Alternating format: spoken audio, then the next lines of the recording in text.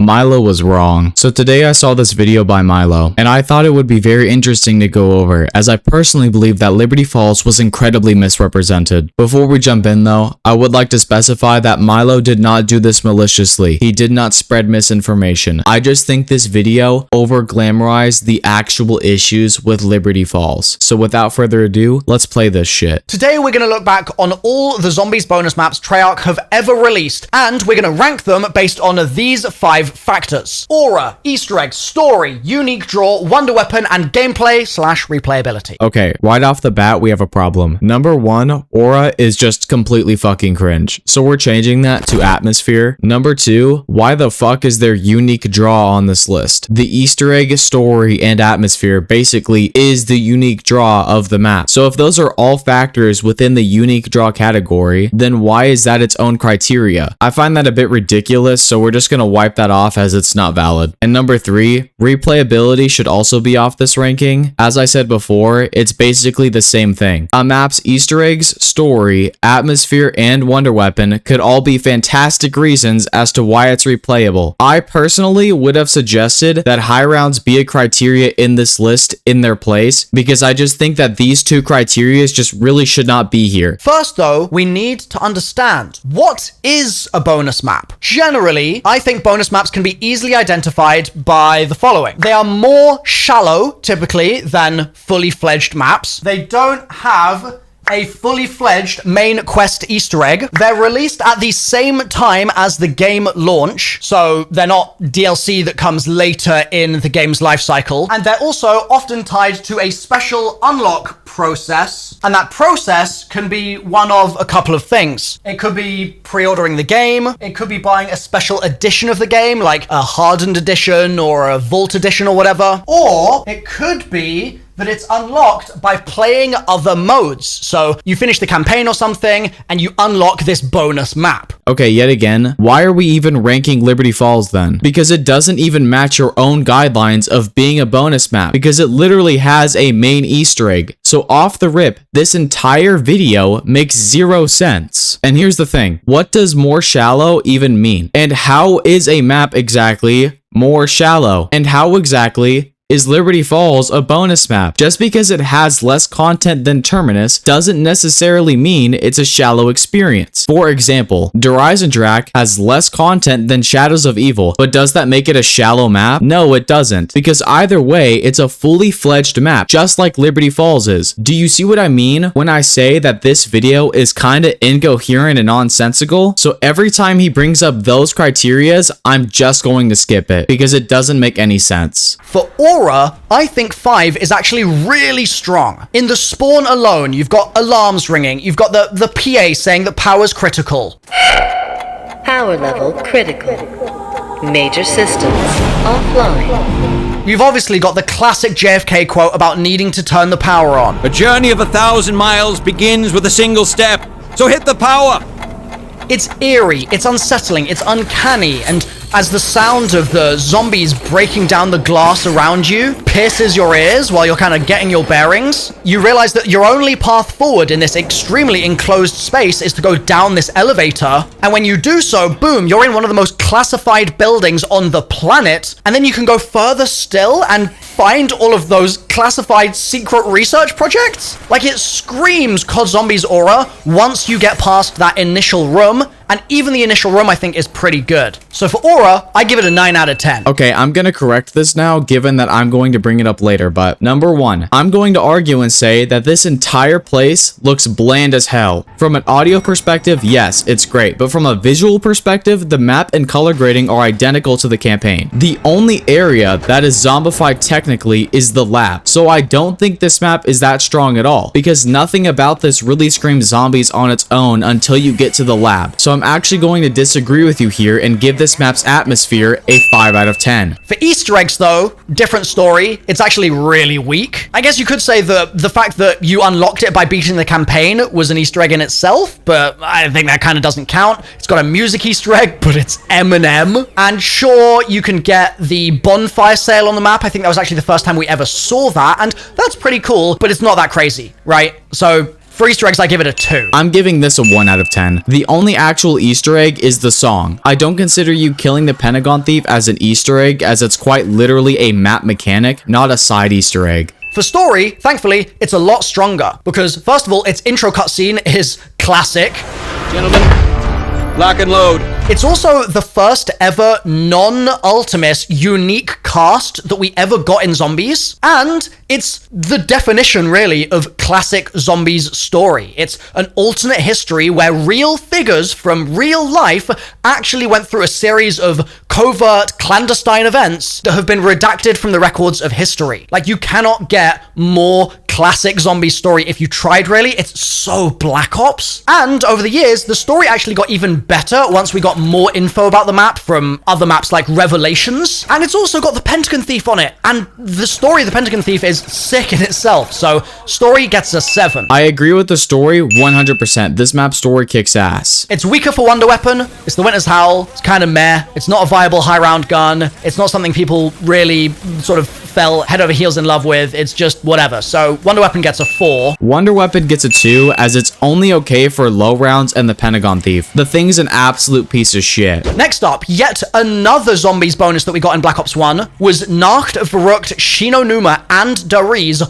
all coming together and being an additional offering that you could unlock if you had, I think it was the Hardened or Prestige editions of the game. Okay, why the absolute fuck are we including these? My biggest problem is that at the end of the ranking, you put all of them together as one, and it's fucking pointless. No shit, it's gonna be number 1, because it's 4 fucking maps you're colliding together. I don't know why you did this, but it makes this video even more nonsensical than it already was. And you do the exact same thing for the Transit Survival map. So it begs the question, if you have to smash them under this criteria in such a nonsensical way, then why the hell would you put it in this video in the first place? Next up, we're moving on to Nuketown Zombies. It was unlocked by purchasing the Hardened Edition or above in Black Ops 2, or by purchasing an add-on after launch for $5. And I mean, what a map it was, right? What a bonus map. For Aura, I'm gonna be straight up. It's just a 10 out of 10. You're goddamn right. Map has an amazing atmosphere. Easter eggs? It's kind of in line with expectations for a bonus map. Like on round 5, you hear the transit bus horn. And then you've got the Richtofen quotes thing and the transmission from Moon, and that is pretty sick, I've got to say. And then the zombies' eyes are yellow until round 25 when Richtofen takes over, and like, that's cool, man. I've got to give it props for that. But at the same time, it's not really blowing us away with the Easter eggs, so I give it a 7. Okay, yet again, the Easter eggs on this map, I'm gonna have to give a 3 out of 10. Richtofen's quotes is not an Easter egg because it requires no actual player interaction for that to occur. Same with the blue eyes and the transit bus. The only actual side Easter egg on this map is Marlton in the bunker, because that requires physical interaction with the map. That and the mannequin heads, those are the only 2 on this map. The story, it's also pretty strong. Like I said, it's linked to Moon. It's taking place at the same time. But you're CIA and CDC, so no crew and no quotes. And it really loses points because of that. So I think that it's still got a lot of positives to it, but overall it gets a 6 for story. The story on this map should be higher because of the Richtofen radios and the eyes. You're living the moment of Richtofen taking control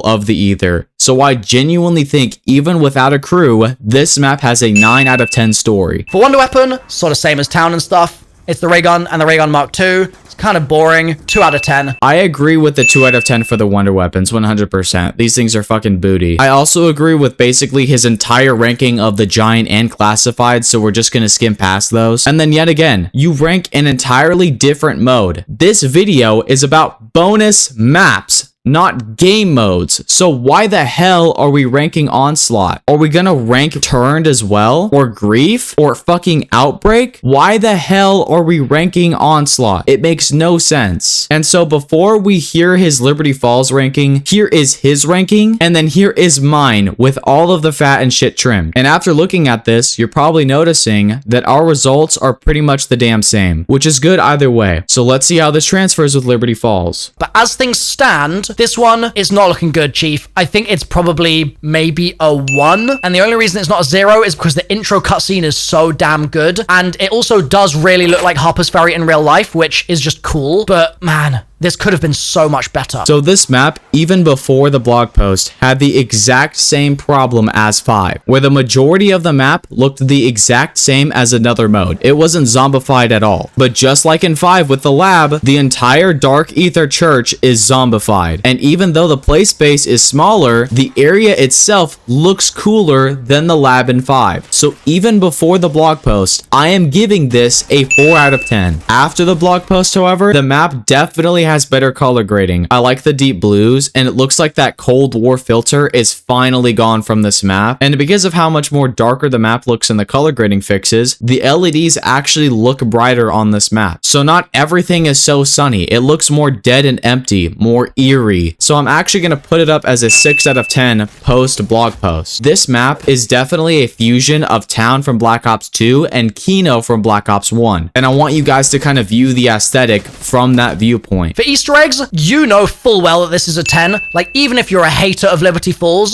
the fact that it's got a main quest Easter egg, which technically breaks it out of the criteria of even being a bonus map in the first place, like, that is fantastic. And against all of the other bonus maps that we've evaluated here, none of them are going to be able to compete with a fully fledged main quest. And that's not even considering all the potential side quests that they've also squeezed in here as well. So no matter what you might think of the aura, for Easter eggs, it does get max points. You're spitting for Easter eggs. Obviously 10 out of 10. For story, I think that it's a really difficult one because the intro cutscene is so insane. It's one of the greatest cutscenes we've ever seen in zombies. And Richtofon's involvement in the Easter egg is sure to be something that people absolutely adore. However, there's no set crew. And we've talked across all the Black Ops 6 marketing about how a set crew is being reintroduced in this game because Treyarch recognizes it's so important for the story, and without it, you don't really bond with the characters and you don't really feel connected to the map. And so it seems really strange that we're getting a map with no set crew here when Treyarch knows how problematic that is. So I want to give it a 10 based on the Richtofen stuff and like a 1 based on no set crew. So I'm gonna give it a 6. That might end up being a little harsh. It might end up being better than that. We just don't know. But for now, that's what I'm gonna have to go with. So the story, I think, is actually going to be pretty good on this map. But yes, I do agree that no set crew does harm the map. But even without that, I would actually bump this up to a 7, specifically because of Samantha's involvement. Then for Wonder Weapon, it's ping-ponging again all over the place because it actually scores a lot of points because